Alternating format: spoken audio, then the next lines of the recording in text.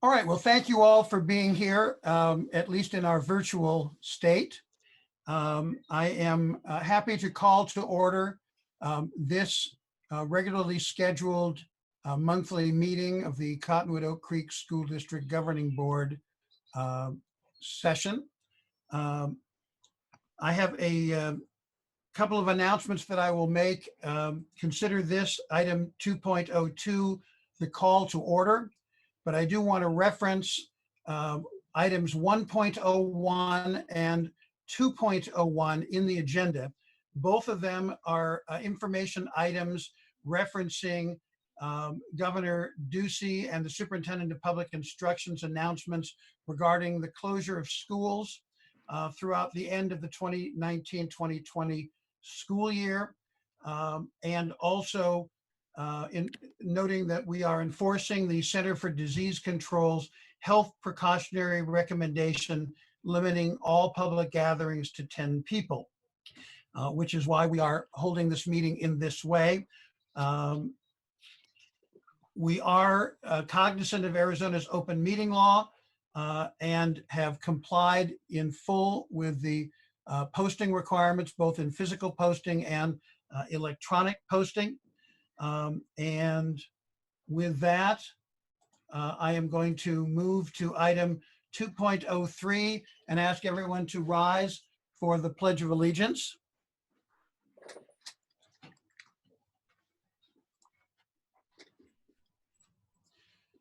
Ready, begin. I pledge allegiance to the flag of the United States of America and to the republic for which it stands, one nation, under God, indivisible, with liberty and justice for all. I'm sure you all said the pledge, even though most of you were still muted. We'll get used to how all of this works as we get better at all this fun and exciting Zoom stuff. This takes us to item 2.04. Approval of the consent agenda. Do I have a motion to approve the consent agenda? I would ask members to identify themselves and be called upon. Ms. Rollins? Yes. Are you moving to approve the consent agenda? Yes, I am. Okay. Do we have a second? Mrs. Valenzuela, you need to unmute. Just click your mute button. Can you click the unmute button? It's down in the lower right-hand corner. Left-hand corner, sorry. I unmuted her. No, you didn't. She's still muted. Okay, we'll try it again.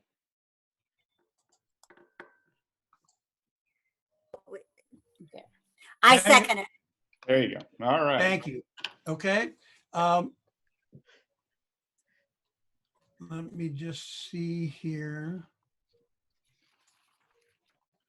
All in, is there any discussion on this item? If there is, please raise your hand. I can recognize you because I can see you. Mine's raised, Eric.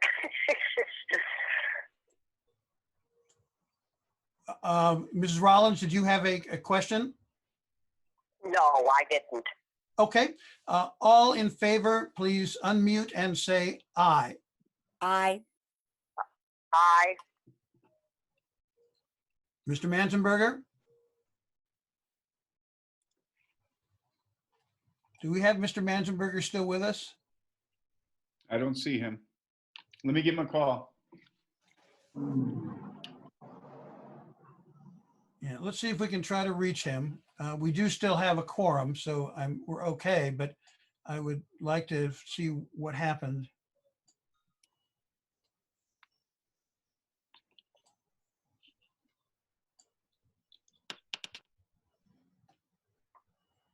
Hey, did we lose you, Neil? Oh, can you try, just click on that link again if you can. Is everything blank?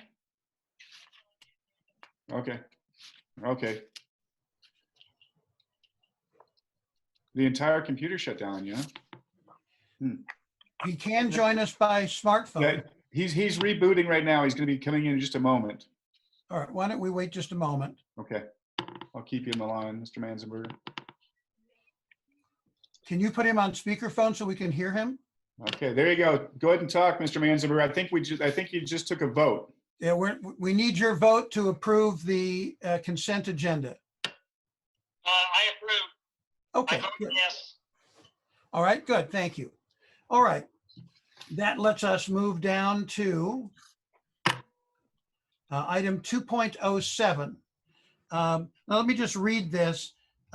First off, this meeting will be recorded and a link will be placed on the COCSD YouTube channel following the meeting. Anyone not wishing to be recorded can leave the meeting at this time.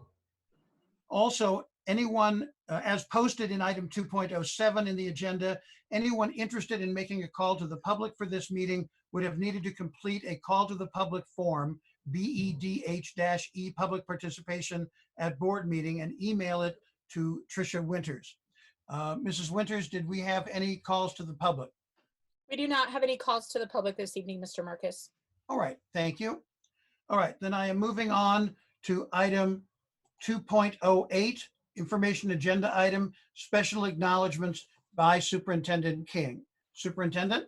Yes, thank you very much, President Marcus. I am going to yield my time to many of these individuals that you're going to hear from today, because they are the ones that have done the work that we've had to undergo the last 4 weeks. It seems like forever ago that we last met as a board. In our last board meeting coming together in early March, many events have transpired, and this district has led the way in many regards as far as continuing the educational services, not just the educational services, but a lot of other things that are happening in our district. So I would like to yield my time to our principals and our directors of the different departments.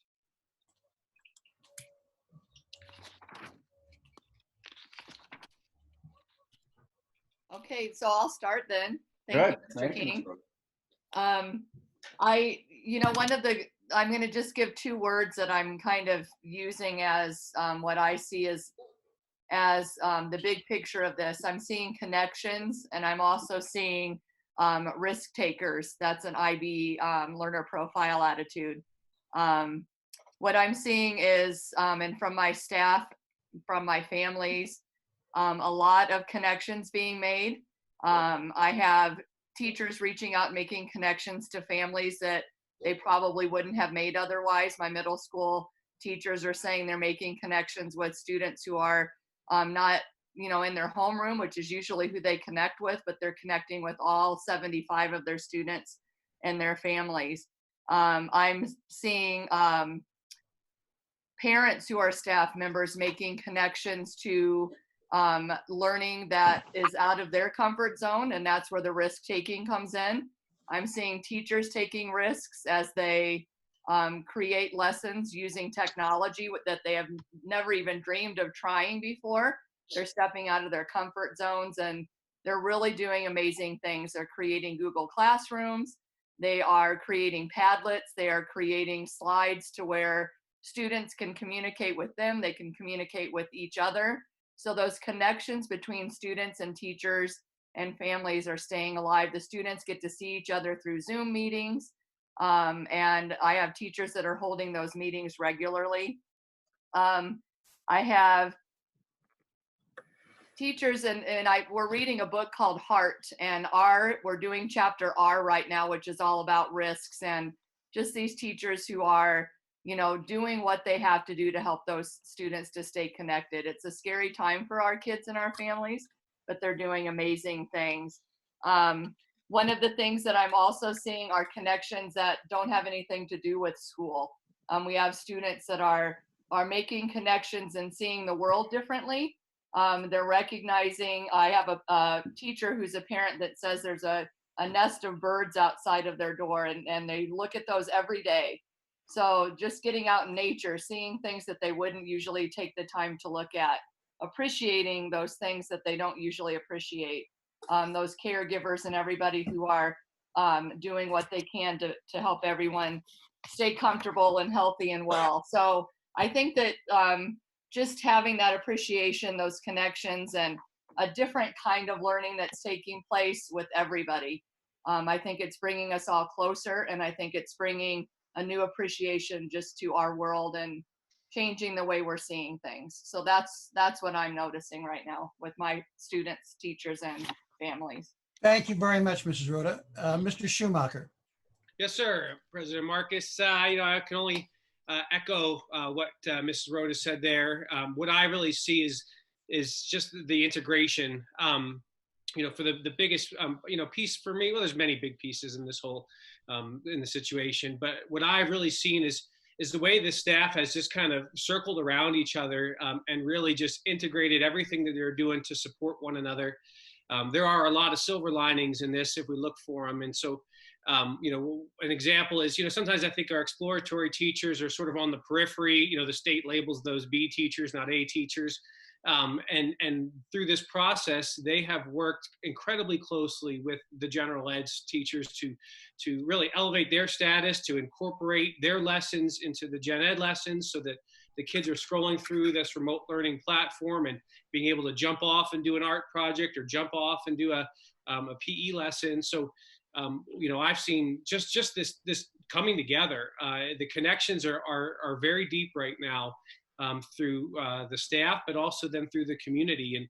And I certainly hope that we come out of this, with a whole new renewed sense of togetherness. I know the opposite could happen as well, but I'm hopeful that this wave carries forward in a way that comes crashing down and really blows up some of the old paradigms of partisanism that we've been encountering.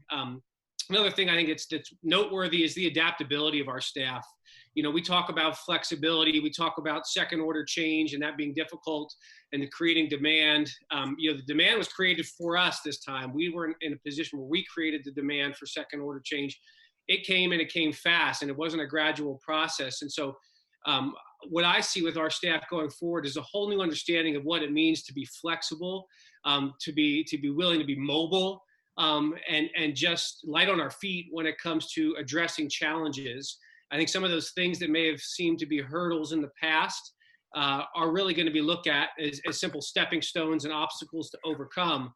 And so there's been a great mindset shift in how we deal with adversity. And so that to me is a powerful force that we can drive forward in this district, as we look to the future, not only using the tools that we've created to enhance our educational offerings and platforms for learning, but ultimately the character strengths that have come out of this, where they have just risen to the occasion time and time, whether it's producing content, whether it's opening eyes, whether it's those Zoom conversations that were supposed to be lessons and ended up just turning into fun back and forth fest with their kids. This is extremely meaningful, which I know everybody in this on the screen here gets, but there's a lot of momentum that I think if we're thoughtful and we take that sort of long view with it, as I've really tried to impart with my staff, this is still a marathon, but when we're finished, we're going to have that medal there, and we're going to have that sense of accomplishment, and we need to drive that into the next marathon, whatever that may be, but keep that sense of go-getter attitude and preparation and action for the future. So I've been honored to be a part of it, been honored to be part of this team. The group here just continues to roll with the punches. When you talk about hitting a moving target, I don't think there's anything that could be more apt in my lifetime than the experiences we've had here. But by golly, we're hitting it. We're hitting the ball every time. It may not be the direction we want, but we're honing in and we're going to get there. So just honored to be part of this learning community. Thank you, Mr. Schumacher. Mrs. Vaca. I think they've all said things that are very powerful. I think the only thing that I would put in there is that teachers are professionals, and day to day, whether it's heartache or whether it's joy, they always show up for the occasion. But I think the one thing that I would probably add to both what Kelly and Matt said was that I've seen a lot of heart and I've seen a lot of professionalism, and it's been heartbreaking at times because this is not at all how they expected to end their year. They expected to celebrate with their children. We expected to have 8th grade promotions. We expected for our kindergartners to celebrate their first year. So it's been heartbreaking, to say the least, that they're trying to make those connections over Zoom and trying to make that impact. Overall, it's been a lesson for us on what matters the most. So I think I'll just sum it up with I've seen a lot of heart and a lot of professionalism rise and through the heartache. Thank you. Mrs. Prasad. So I completely agree with Jess, Matt, and Kelly. Our teachers have shown incredible strength and collaborative spirit during this time. I will say, as far as the district goes, I've got to shout out Kathy Epperson, because her vision for having Chromebooks and the access that we have created just an atmosphere where this was a lot simpler than it could have been. So just always, like, Kathy has just, when I first came to the district, Kathy sent me to a professional learning thing, and looking at who was there and what access they had, it wasn't a lot. So I came back, and because we're in the situation we are at, Kathy Epperson has really stepped up with helping to, like, channel all the teachers, all the admin, and into a direction of, like, we can do this. Here are resources. So she has been a champion for us. I will say JR and his team and Victoria, like, us getting meals out to families, that's made a huge difference. So when we look at here's our education and here's the teachers and what they're doing, there's all these support people that we would not be able to provide families with some of those basic needs that they are missing from school. So the lunches, having access to internet, having access to Chromebooks, and saying, hey, we're out here. How do we create a Google Voice so that the teachers can communicate with families? So I will say I'm very, like, impressed by Kathy, and just so appreciative of all that she's done over the past few years to help set us up. Thank you very much, Mrs. Prasad. Dr. Ali, are you able to unmute? Yes. Yes, I am. Okay. How about give us your thoughts? Yeah, I think that, you know, I knew I had a good team before all this happened, and they just outdid themselves. When it came down to that Monday after spring break, I had 100% attendance. Everyone came to the meeting. Everyone was like, what are we going to do? They had ideas already. We work with some of our most sensitive students, and they're getting amazing support from their gen ed, but then with their disability, they're getting that extra layer of support from their special education teachers. We were one of the first districts in Yavapai County to start services. We've been, being president-elect of the Council for Exceptional Children, I've been involved in a lot of state discussions and also at the national level. And I'm telling you, every time they say, okay, we should start thinking about doing this, Cottonwood's already doing it. I mean, we've been ahead of the game from the beginning, and it's all because of our staff.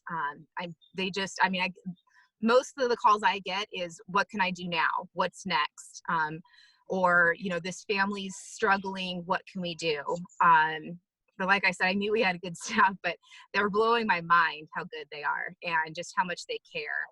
And I think that, our little rural town has such a big heart, and I'm just really proud to be a part of it. And I think Cottonwood is rising above. I mean, the word's getting out. People have called. I've been on 3 different panels in the last week, giving advice to other districts, to parents, and we've got a good name for ourselves out there, and it's because we do a really good job. So I can't say how impressed I am with everyone.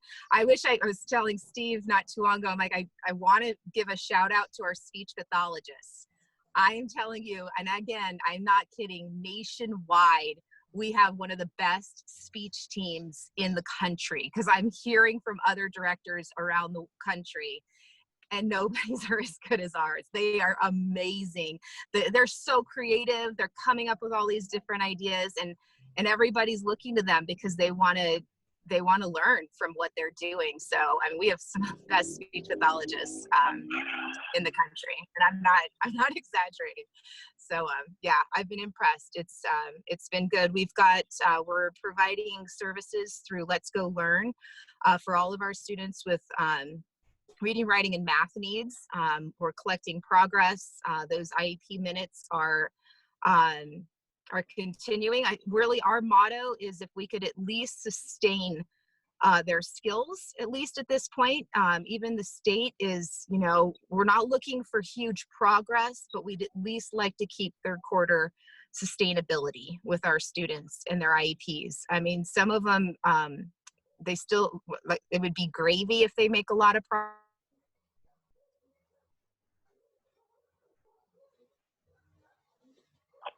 I think we may have lost Dr. Alley.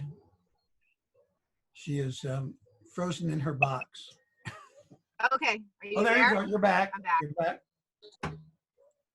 And Okay. you're gone. That pretty much summed it up, though. Thank you, guys. All right, thank you. Before I turn things back over to to Superintendent King, I just want to make a few comments, and I think this is reflective of the position of the board. I cannot tell you how proud I am to be associated with each one of you and with this district. The initiative, the creativity, the teamwork that we are seeing every single day is absolutely amazing. And I think, you know, we're seeing it. It starts at the superintendent. It goes through all of the administration, our teachers, our staff, our drivers, our food service people. I know that Victoria's on the line. Thank you so much for the partnership with Sodexo. You guys are the definition of a partner, not a vendor. You constantly step up, and you have put our district into a position of being a community leader, not just an education leader, with thousands and thousands of meals being served and delivered by our outstanding team of drivers. I look at the teachers and the staff and their ability to use a new teaching platform and get that out there and keep our students learning despite the challenges that we are all facing.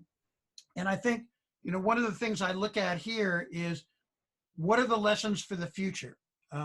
How is this going to cause us, and I think we heard this from our principals, I challenge you to think differently for next year when we don't have, hopefully, this challenge to have to face. How can we take what we've learned, not just about the technology, but about working together and working differently, okay, to make a difference in our students' lives? This COVID-19 has forced us to challenge all of the assumptions about how we do business. We couldn't continue to do business the way we've always done it. And you have all risen to the occasion in amazing, absolutely amazing ways. So I am just thrilled with what we've done. I agree with Dr. Alley's point.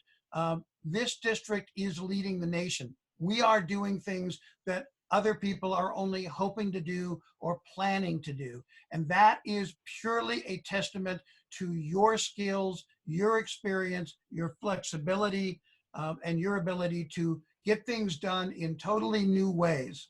So I will turn things back over to Superintendent King to see if you have any final comments before we move to the next item.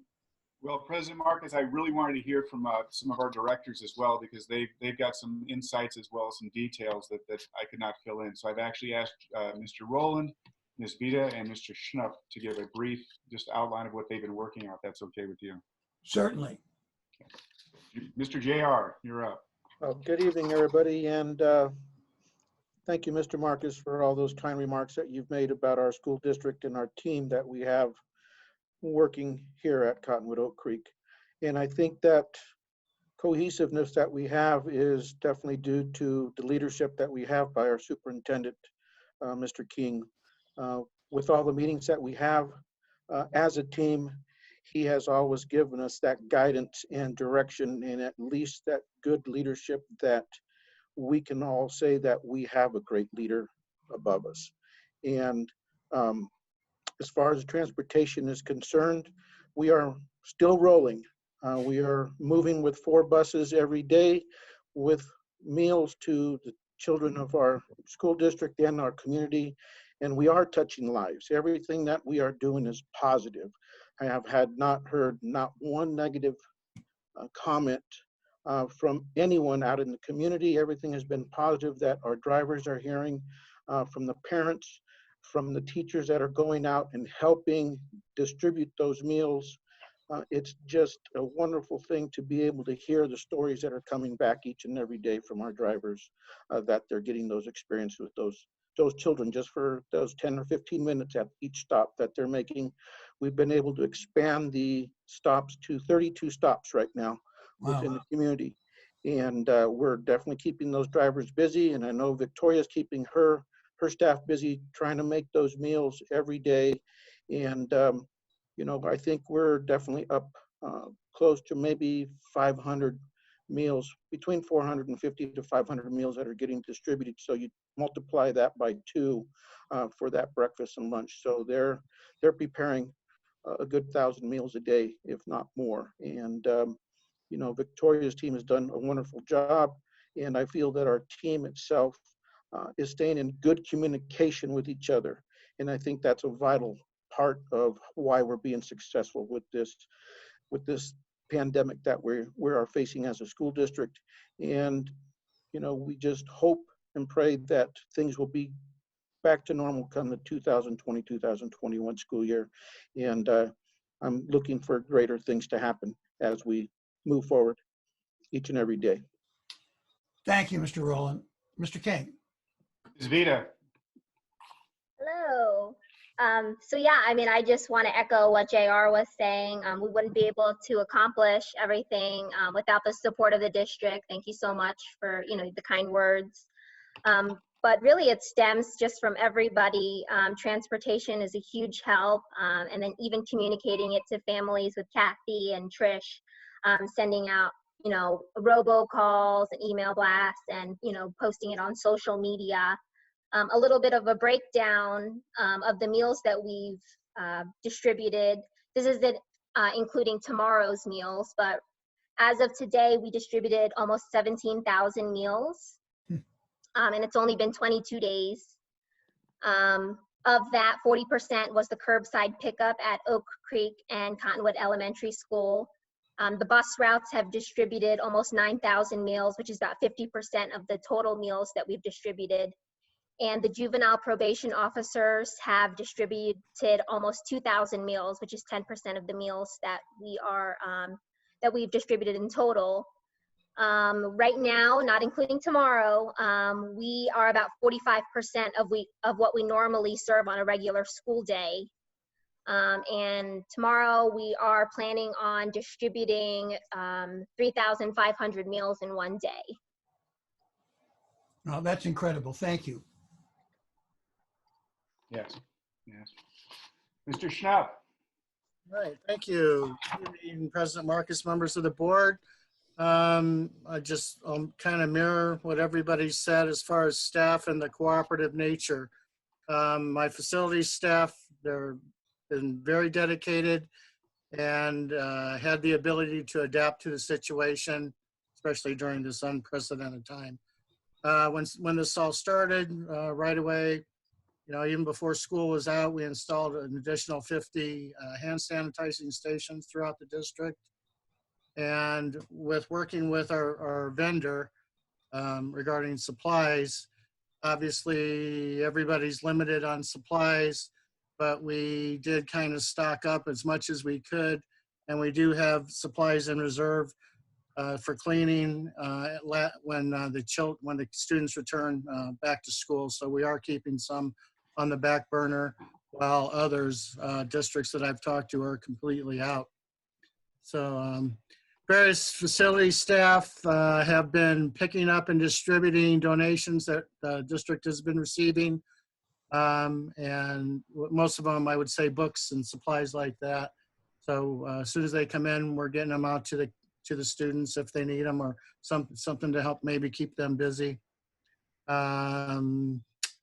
Super cleaning of all the facilities has been an ongoing project since, school was let out. That includes everything: tables, desks, chairs, everything except the classroom desks. When they're emptied out, then we'll get to those, but everything's being power washed, all the cafeteria tables, everything, and then sanitized. All the fixtures, hardware, everything. We've also changed out all the air filters for all the classrooms. It wasn't really scheduled till later on the summer, but we're going ahead and doing that now. 80% of the filters throughout the district have been changed, and we'll have it done within a week. We have removed the swings from the playgrounds in an effort to keep kiddos off the playgrounds. We have put up signs. We're trying as best we can to protect the students in the community. And before like a week or two before school starts, we will also be power washing the playgrounds. Some summer projects we're able to start early, so we're getting on some of those. Victoria had mentioned about the curbside tomorrow. Some of our staff members will help tomorrow with setting up and distributing the weekly meals that are going to start tomorrow. So we're helping out with that. And then the respite center, I'm pretty sure everyone's kind of aware of now, over at CES, is ready to go in case first responders, hospital staff, whoever finds a need for it. We're ready. That's pretty much all I have. On a positive note, regarding positive opportunities that have happened for my staff, we actually are able to get caught up on some work orders. So there is a silver lining to this cloud. So where we were at 90 outstanding work orders when this started, now we're down to 45. So that is a positive. That's all I have. Thank you, Mr. Schnupp. Superintendent.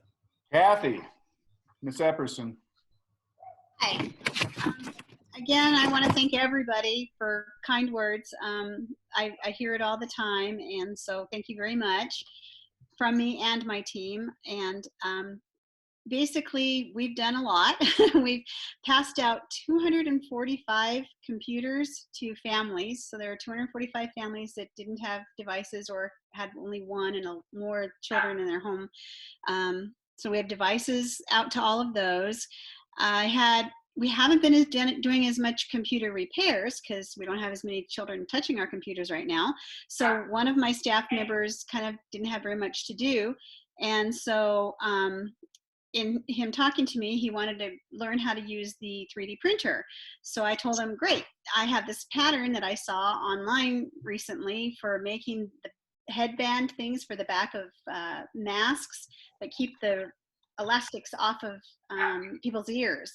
And so he started producing those. And so we have those for the hospital and for Camp Verde's Medical Center.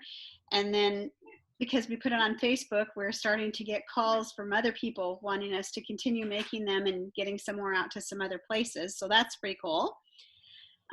We have, of course, social media has kept me very busy, making sure that from the very beginning we were communicating with everybody about what was going to happen and how we were providing for people.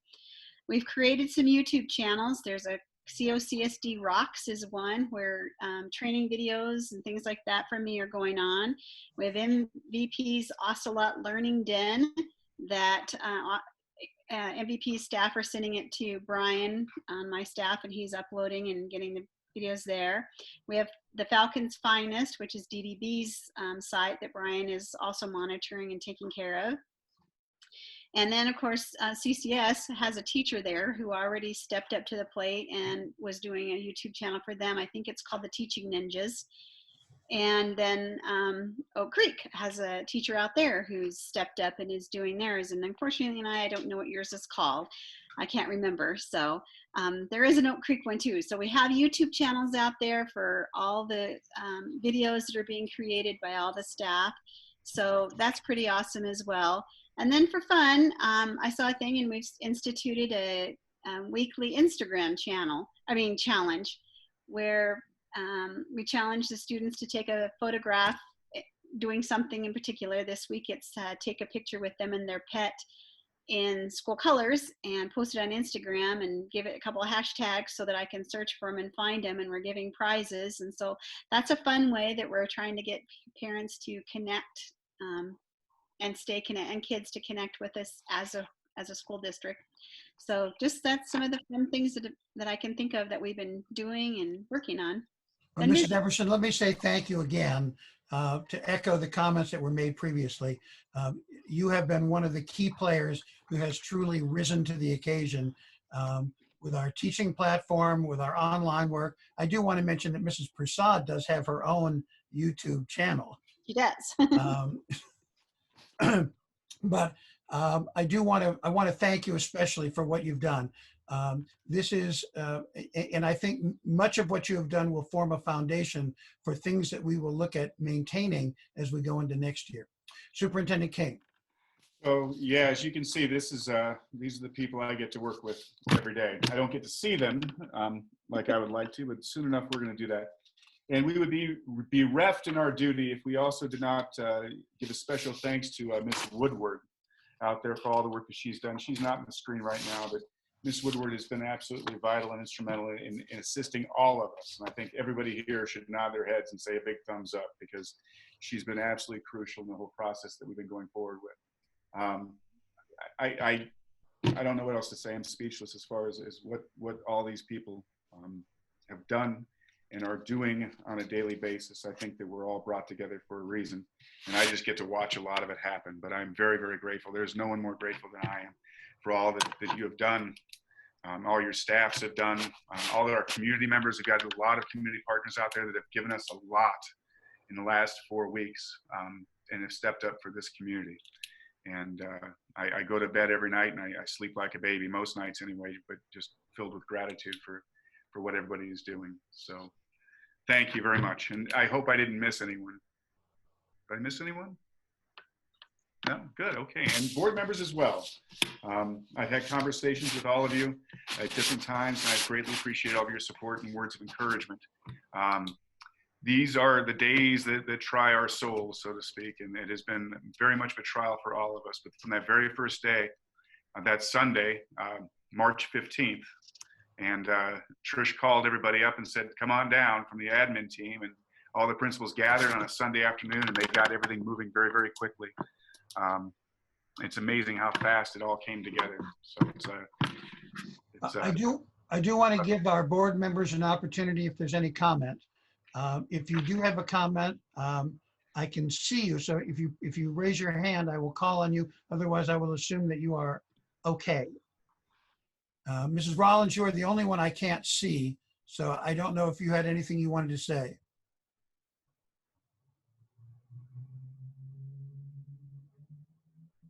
I'm not sure if we've lost Mrs. Rollins or not, but I see. And just thank you all for what you've done. It's just incredible. Thank you.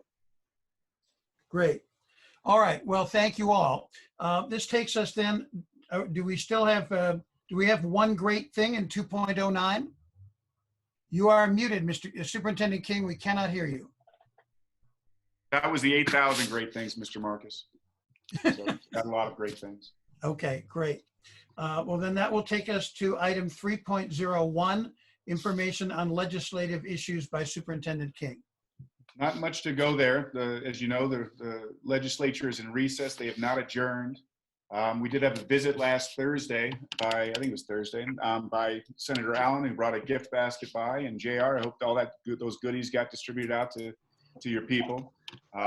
She was very encouraging, very supportive. I thought it was remarkable that she came by. I actually mentioned it at the superintendent's meeting because she said she was visiting all the districts here. So of course I thought she had visited the other districts. And so I mentioned it to them, and they're like, she didn't come by our place. So it kind of got me a little bit of hot water with the other superintendents, but it was very much appreciated. The only other piece of legislative update I can give you, and everyone's aware of this, is what they're looking at for next year's and for this year's. They are going to be coming back together again, and they are going to be looking at their budget numbers going into next year. So we don't know what those are going to look like. However, it's going to be challenging times in the future as well. I will comment that I appreciate the fact that the district, specifically Superintendent King and Mr. Snyder, have taken a proactive position to eliminate all non-essential spending in order to assure that we have funding for everything that we need coming next year. And then I think at this point, it's just premature to guess. I mean, anybody can speculate, but some of that federal money is going to come down. There'll be state money available. We don't know what's going to be there. At this point, we just have to wait and see what happens. So thank you, Mr. Snyder and Superintendent King, for what you've done in that area. That is going to move us to item 4.01, information and discussion item, business services report. Information and discussion on dollars in the classroom report by Business Services Director, Mr. Snyder. Thank you, President Marcus. The board has had this report for probably about 6 weeks now, I believe. And this is the summary from 2019. They put a lot of information into one page. And I haven't received any questions about it, but did want to give the board opportunity to bring up any questions if they had any at this point. But for me, I mean, there's some, the obvious positive in this is the increase in the actual dollars in the classroom and instruction category. But as I got to looking at this, is really reflective, not so much as state funding as our revenues have actually decreased because of the student population. But this is that increase in classroom spending is really more the efforts of Mr. King and Mrs. Winters and Mrs. Jansen, Mrs. Woodward, looking for alternative funding sources for some of the programs that we put into place, for Menta, for the focus zone and things like that. All those dollars are going exactly into the classroom and funding those salaries. So other than that, I think we're pretty close to peer, except for teacher salaries. And that's the big concern, because that's really where the funding from the state comes in. I guess going forward, we're going to be looking more at how we can become more efficient with the personnel that we have, and along with keeping those programs in place, and be more efficient with our, I guess, fixed costs and those other things that it takes to run the school district. So I would be glad to take any questions if any of the board members have any at this point. I'm just going to call on each board member and ask if you have any questions. Mrs. Valenzuela, anything? No. Okay. Mr. Manzenberger? Okay. Mrs. Rollins? No, I don't have any questions. Looks good. Yeah, I'm impressed with the document. Just to call out a couple things that I thought were particularly interesting.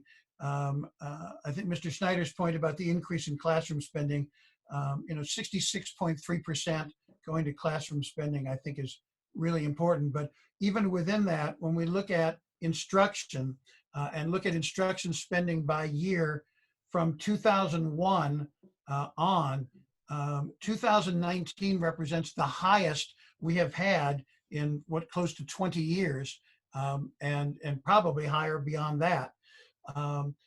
And a 10%, what I'm seeing is a 10% increase over just last year in instructional spending. So that's a real credit to how we're prioritizing our dollars, to our teachers, to our administration, and I'm particularly pleased with that.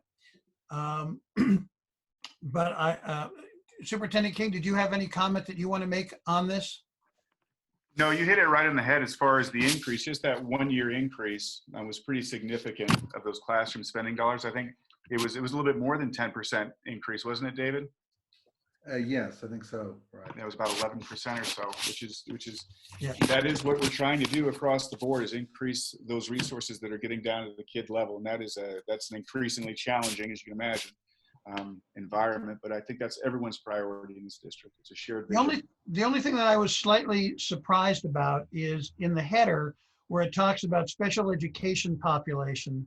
It says 12%, and it seems to me I don't know how they define that, but I assume that that isn't defined by number of students with IEPs, because we've got a lot more than that, don't we? I'm not sure exactly where that's coming from, and Dr. Alley may address that, but it's probably just maybe those group B weights that are reported, not all the kids that are getting the services, but just maybe the group B weights No. that are reported. No, that would be accurate. Okay, all right. 12%.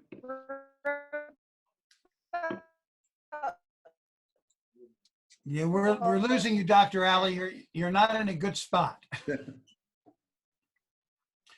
But I also thought our free and reduced meal eligibility would be higher than 63%. That's for everybody that has given. No, I believe that's an accurate number. Some schools, we have an imbalance at some schools, and a little bit greater reason why it's a little bit lower is we did see a large influx of students last year from the VOC that drove Oak Creek's percentage down a little bit. But if you look at across the board from DDB and CCS is the highest. I think they're around 80. Correct me if I'm wrong, Matt, but right around 80. Jess is a little bit behind, about 77%. MVP is about 30, 38 or so. And then Oak Creek, I think, dropped down to 63. So that's probably about right. Okay. All right. Well, unless there is additional comment, I am going to move on to item, writing down the scale here. I believe we're on 7.01. Is that correct, Mrs. Winters? That is correct, Mr. Marcus. Okay. 7.01, information and discussion agenda item, board report. Does anyone have anything that they want to report? I will call on each of you and you can elect to pass if you wish. Mrs. Valenzuela? I have nothing. Okay. Pass. Odd for you not to have been at a school or doing. Hey, I'm just thankful that they're taking care of everything. I appreciate them. They are. Everybody. Mr. Mansenberger. You are muted, Mr. Mansenberger. And we can't hear you even though you have unmuted.